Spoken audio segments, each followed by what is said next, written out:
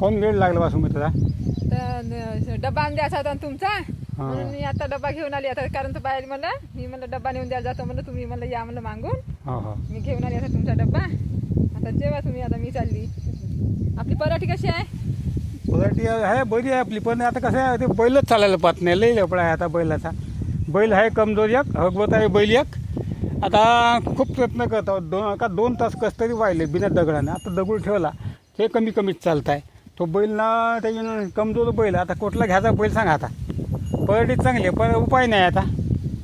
लोकांचं आहोत मागावं तर 1,500 लागते का 2,000 लागते का एका दिवसासाठी, आणि 1-1.5 एकरासाठी भाडं घालणे नाही परवडत.